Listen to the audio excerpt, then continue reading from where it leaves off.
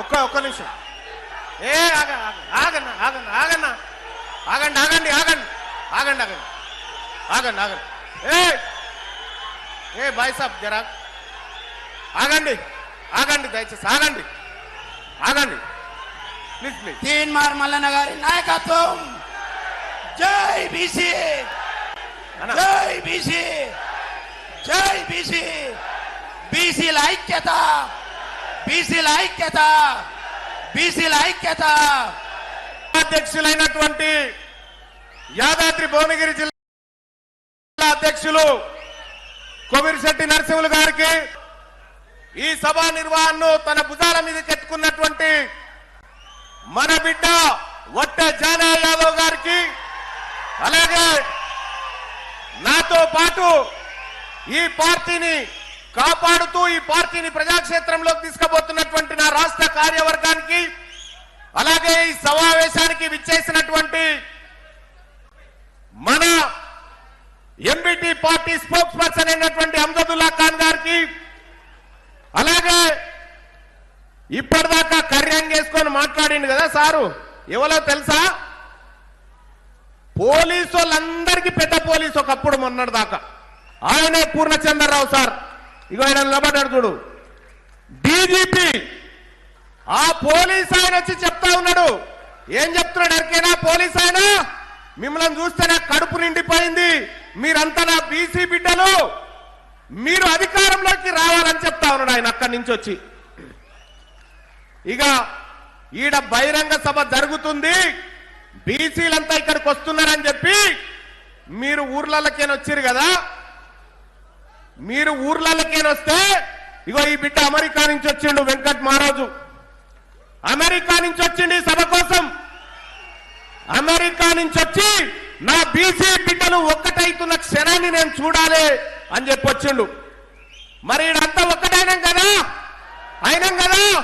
ఒక్కసారి రెండు చేతులు లేబట్టి మనమంతా ఒక్కటైనాం కదా, అయినాం కదా.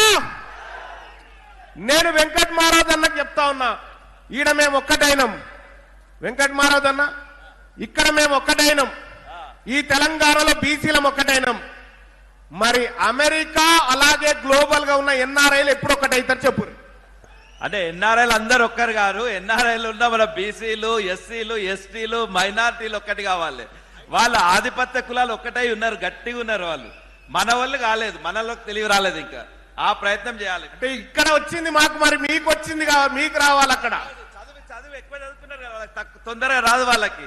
రైట్, మీరు ఒక్కసారి చేతులు లేబట్టి అమెరికాలో కూడా ఎన్ఆర్ఐలు ఒక్కటి కావాలని చెప్పండి. మన వాళ్ళు కావాలా? కావాలా? ఓకేనా? రైట్ అన్న, కూర్చో. ఇక మనము ఉద్యోగాల కోసం కొట్లాడుతూ ఉన్నాం. మన బిడ్డలకు 42% ఉద్యోగాలు రావాలని కొట్లాడుతూ ఉన్నాం. మన కొడుకు ఉద్యోగం వస్తే మన బతుకు మారుతుంది అనుకుంటా ఉన్నాం. కానీ మన బిడ్డలకు ఉద్యోగాలు రావాలని, మన బిడ్డలు నౌకర్లు చేయాలని ఏం జరిగింది ఎరికేనా?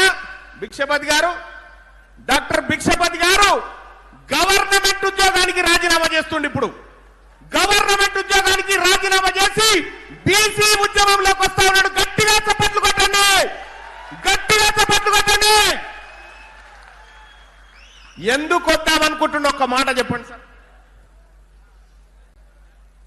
మొన్నటి లెక్క ప్రకారం మన పూర్ణచంద్ర సార్ గారు మనకు లెక్క చెప్పాడు. మనకు లెక్కలు సరిగా తెలియకనే మనం ఇప్పుడు కొన్ని మళ్ళా ఒక యాక్టివిటీకి వచ్చేసినాం.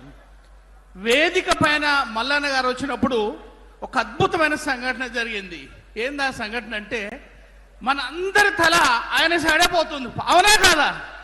అవునా కాదా? జై పూలే 324 సంవత్సరాలల్లా బహుశా బీసీలల్లా మొట్టమొదటి జరిగింది ఇది. 324. ఆ తర్వాత లెక్క ఒకసారి చెప్దాం మిత్రులారా. నేను 2 పాయింట్లు చెప్తా. ఉద్యోగాన్ని వదులుకొని ఆర్మీ సర్వీస్ చేసి మిగతా జీతం సోదరుని కొరకని నేను వచ్చిన 3